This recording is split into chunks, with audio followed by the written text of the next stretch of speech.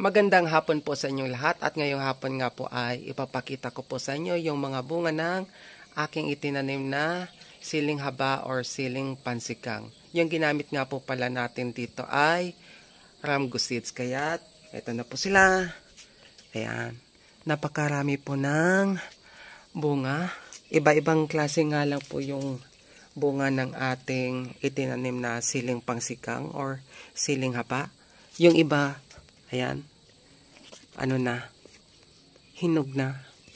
Napakarami po niyan. Yung iba naman, yung bunga niya, ayan, maliit lang, pataas. Yung isa naman, isang pakete lang ng ramgo seeds yung itinanim natin, pero iba-iba yung kanyang inilabas na bunga. Ayan, ito, berdeng berde. Samantalang itong iba, ayan, green. Yung iba naman na bunga niya pataas. At meron pa po tayo dito. Ayan. Pataas yung kanyang mga bunga.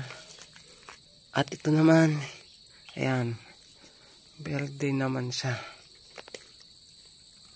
Marami po akong tanim nito, kaya lang yung iba, hindi ko alam.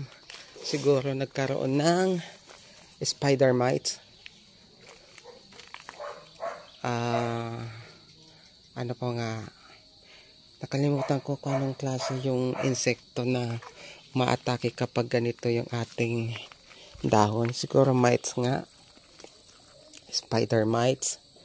Ito yung nangyari sa kanya. Sa dami ng aking itinanim, ayan, ganito po yung nangyari. Pero yung iba, nag-survive naman.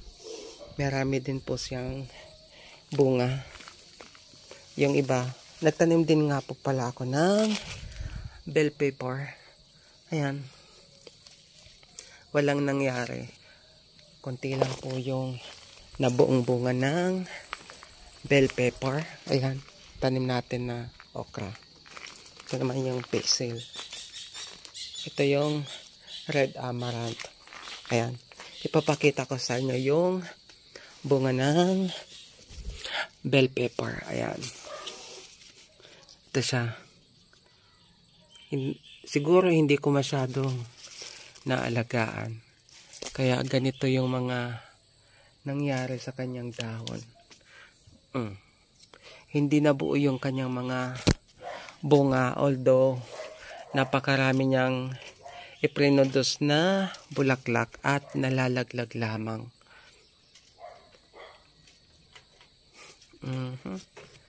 Ito parang jalapeno yung kanyang itsura.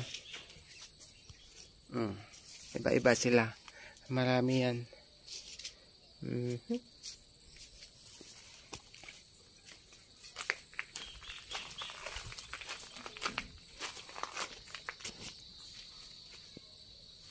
Meron pa tayong tanim dito na sili. Ito naman, celery. Ayan. Pangit yung kanyang mga dahon.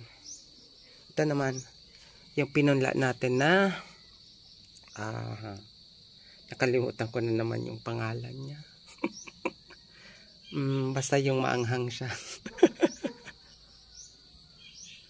Okay.